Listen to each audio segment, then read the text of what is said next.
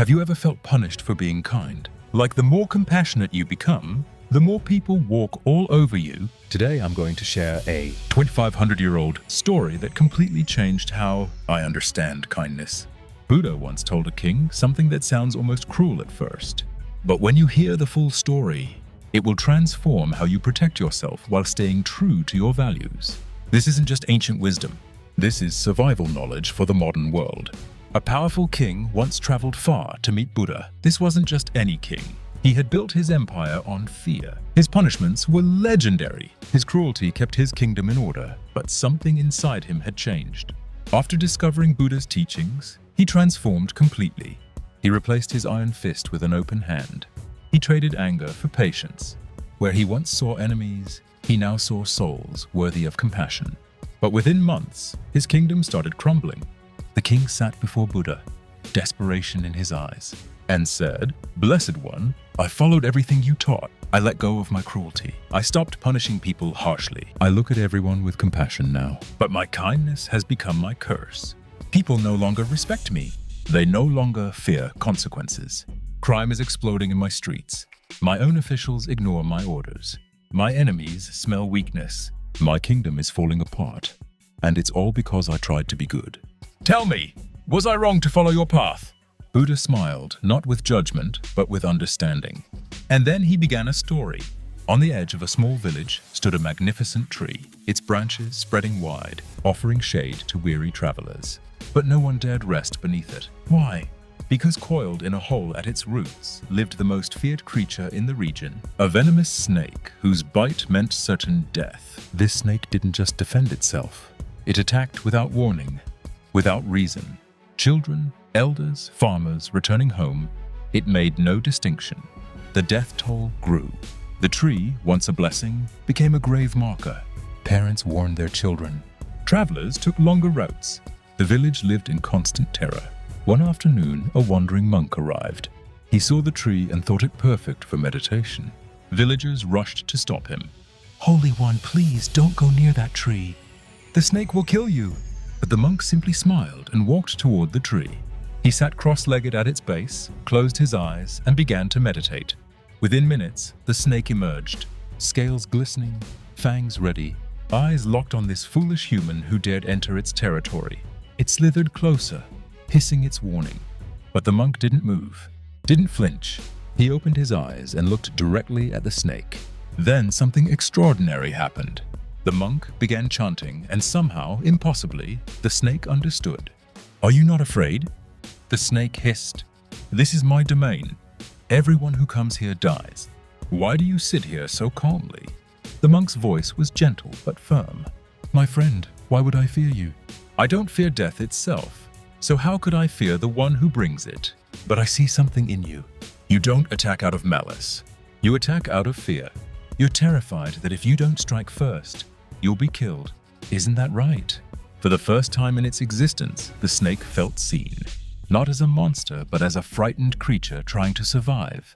It lowered its hood and coiled near the monk's feet. "Yes," the snake admitted. "Everyone who sees me wants to kill me. If I don't bite them first, they'll crush me with stones or chop me with their tools. I bite to survive." The monk nodded with compassion. "I understand your fear, but listen to me carefully. Life will end for all of us one day. That is certain. But harming others to delay that end creates only more suffering. For them and for you, let go of your fear of death. Replace your venom with love. You don't have to hurt others to exist in this world." The snake was deeply moved. It had never heard such words. The monk blessed the snake and continued his journey, leaving behind a transformed creature. The snake made a solemn vow. No more biting, no more killing. From now on, only peace. But the snake didn't realize how much the world would change. At first, people were cautious. They threw stones from a distance to test if the snake would strike. When nothing happened, they came closer, then closer still. And when they realized the snake was truly harmless, everything changed. The children who once feared it now poked it with sticks. Young men threw rocks at it for entertainment. People kicked it, dragged it, tossed it around like a toy. Every day brought new humiliation, new wounds. The snake, once feared, became the village's punching bag. Its body was covered in cuts and bruises. It barely ate. It lived in constant pain. But it kept its vow. It never bit anyone. Months later, the monk returned to the village.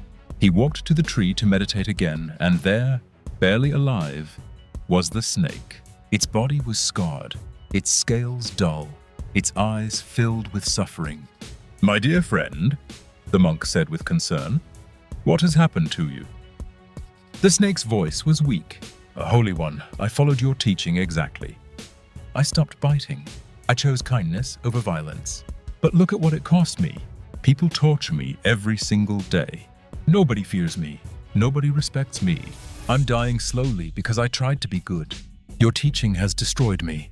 The monk knelt closer, and his next words were profound. "My friend, you misunderstood me completely. I told you not to bite others, but I never told you to stop hissing. There is a vast difference between venom and warning. You can be non-violent without being defenseless. You can choose peace without inviting abuse. When someone tries to harm you, you don't have to bite them. But you absolutely must hiss. Show your fangs. Raise your hood. Make it clear that you will defend yourself if pushed too far. Kindness without boundaries isn't virtue. It's self-destruction." Buddha finished the story and looked at the king with piercing clarity. "Your Majesty, you made the same mistake as the snake. I taught you to abandon cruelty, not to abandon justice.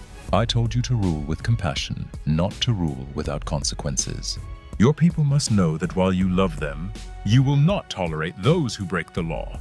While you forgive mistakes, you will punish crimes. While you lead with an open heart, you also carry a sword to protect the innocent. A king who is only kind is not a king. He is a doormat. Your kingdom needs your compassion, yes, but it also needs your strength. Be a monk in your heart, but be a king in your actions." The king understood. He returned to his kingdom transformed once more, but this time with balance. He kept his compassion, but restored his authority. He forgave those who deserved forgiveness and punished those who threatened his people, and his kingdom flourished. This story isn't just about kings and snakes. It's about you and me, right now, today. How many times have you been too kind and paid the price? That coworker who always asks for help but is never there when you need them. That friend who only calls when they need something. That family member who takes your generosity for granted. That partner who knows you'll always forgive, so they never really change. Kindness without boundaries is not enlightenment. It's self-betrayal. When you never say no, people stop valuing your yes. When you never set limits, people will push until you break. When you never show your fangs, people will assume you have none. Buddha's teaching is clear. Be compassionate, absolutely. Be understanding, of course, but also be wise. Know when to hiss. Know when to show your strength. Know when to draw a line and say, this far and no further. Real kindness isn't about being nice all the time. It's about being wise enough to know when gentleness helps and when boundaries protect. The snake that learned to hiss without biting found peace. The king who learned to rule with both compassion and strength saved his kingdom.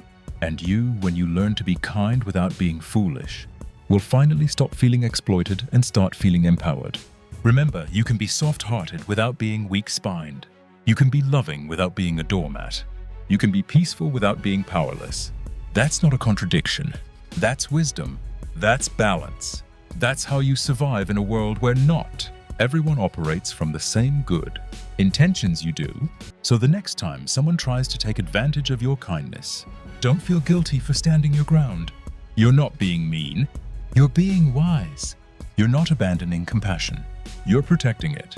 Because kindness that cannot defend itself will eventually be destroyed. And then who will benefit from your good heart? Be the snake that learned to hiss. Be the king who balanced love with justice. Be someone who the world cannot break simply because you chose to be good.